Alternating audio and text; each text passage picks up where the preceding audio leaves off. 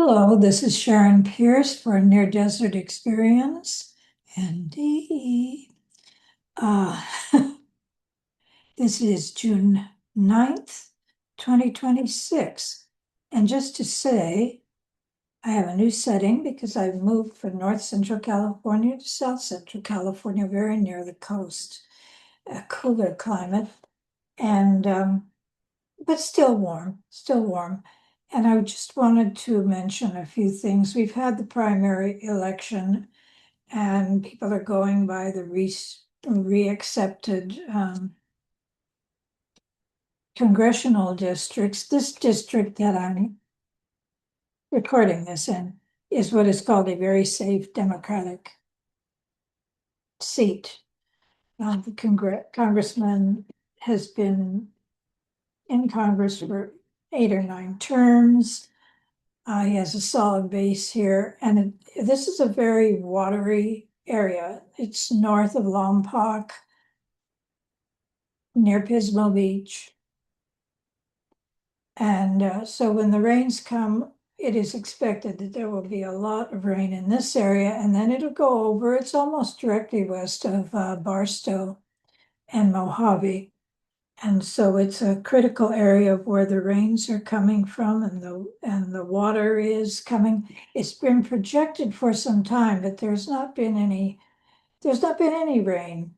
The state is at about 93% of average for the year. I will see here if I can share a little bit of some of the reports. It doesn't look like this time it's come up a little differently. And I'm going to pause just a moment.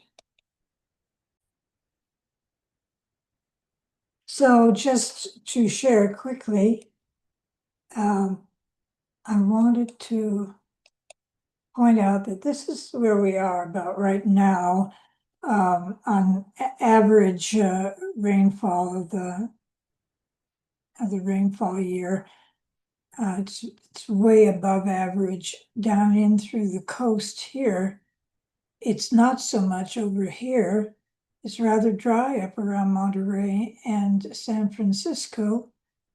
And it's a mixture in the valleys, in the San Joaquin Valley and over around Bakersfield. This is actually Death Valley. This is the Death Valley area, and it's had some pretty good moisture. And that's just the way it goes, but it's kind of dry. It's not in trouble, and the reservoirs are over 100%. They're above historical average at this point. So we'll end the sharing of that. And I wish this thing would just respond when I tell it to stop. I wish it would stop, but it won't. Okay, stop sharing. All right. So what I thought I would do with this channel, NDE, is there will be some talk about the water and the conditions and when the rains come and if there are big environmental atmospheric rivers come. We'll talk about that. But things are going along slowly but surely. The groundwater, the subterranean water is improving and so forth. And I thought I would also talk a little bit, not only about culture change in other ways besides just the environmental conditions. As you know, Californians they're at one with nature and the environment when it comes to voting. They're very strong on sending messages and indicating that they want constant attention and improvement of environmental conditions. We need them. This is a great resource state. So, for example, in the recent primary, the two for the governor's seat, the Republican and the top Democrat, Javier Becerra, are winning, and they're going to be on the ballot in November. However, the person who is coming in third is as an environmentalist, Tom Steyer, I think his name is, and the voters in California vote selectively. So there were a lot of votes, especially along the coast, San Francisco, Northern California, anywhere along the coast. There were a lot of votes for him, under, with the Democrats understanding that he was not going to win. And when November comes around, they will throw their votes over to the Democratic candidate for governor, the top person who's running, top two go onto the ballot. Those who voted for Steyer will traditionally support the Democratic candidate. But in the meantime, they're telling the Democratic Party and everyone else who's paying attention how much commitment, how much muscle they are putting behind supporting awareness of the needs of the environment, and that includes many things. It includes water, land resources, forests, mountains, waterways, natural habitat, wildlife of all kinds, from the oceans, from the streams, from the air. They're putting a lot of muscle behind that, and that's how that's basically going to play out, and that's traditional. There were no new signals in the primary. That's the way that is going to go. Culture change. There is quite clearly coming up a culture change that is not just the passing of one generation to another, as I have mentioned before. It's the passing of something much larger. It's the passing, I contend, of the golden age, the golden era of early industrial uh, development that went up through the most of the 20th century before it switched over into digital technology. That is passing. Everything that we look to and refer to and think back to the golden age, be it Hollywood and movies, be it design, uh, just the World War II and what came out of it, and what we believed was saved for freedom and democracy and a new hope for America post-war, and how we revered our parents who lived through that era, who uh, manifested that era and the technology that went with that. They're pretty much past. There's a few still around, but they're passing again now. My generation, the baby boomers, are passing too daily. And Generation X, the next generation down, was just the next generation down. They're very close to baby boomers. But what we have now is not only a new generation taking over, Generation Z, they call them, or the millennials, some of them call them, but it's their, I almost want to say, it's their era. I almost want to say it's their eon. It's their time for another great manifestation of something bigger than the generation itself, the way of life, what goes and what doesn't go. It's not the same as my generation, and certainly not my parents or my grandparents, who were farmers, who were agricultural people. Now, agriculture is coming back into the mix. It has to. We have to feed ourselves now. We can't depend on how we were getting food in the past, because it's no longer economical. We have been brought down from the hierarchical situation, in my opinion. We're flattened. There are a teeny few up here, very wealthy, very rich. They're very, very rich. Oh my goodness, how rich they are, you know? And we're pretty flat. And people who haven't looked at the long haul here are saying, do we want to go socialistic? Do we want to go communistic? What we have gone is a flat, massive flat society. Very little hills in this. That's a good one. Very little hills.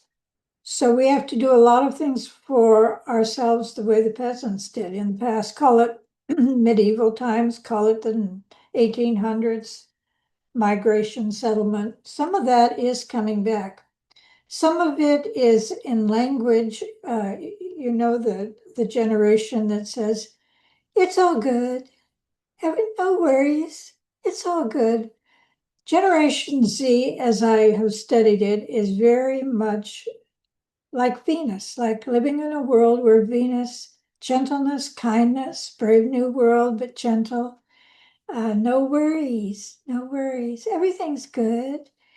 We don't get excited. We don't get angry. We don't fight. And we're not interested in war. It's gentle, very gentle. We do what we have to do. We work. Americans always work. Americans always work, regardless of the generation. Very positive, very happy, very helpful people. But they're very gentle about things. And some of it, they did not receive the greatest of education.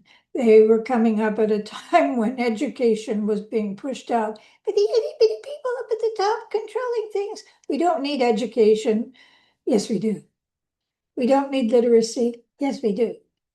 We don't need math. Yes, we do. And we need science. Aye. So there's some illiteracy going on here, but I wanted to tell you this story. I was in a restaurant and I asked the waitress, I was ordering something and I ordered a biscuit. And I guess it was on the menu as a flaky butter biscuit. And so I asked her when I ordered, I said, and could I have butter on the side, but extra butter pats. And she said, you don't need butter. You don't have to have butter. The butter is in the biscuit. See, it says it on the menu, butter biscuit. It's a flaky butter. It's flaky. It's a flaky butter biscuit. And I said, I understand. If you don't mind, I still would like some butter pats on the side. So understanding things like what a butter biscuit is and how one eats a biscuit and what it's supposed to be all about, that's something that's going to have to be relearned. And that's where we are.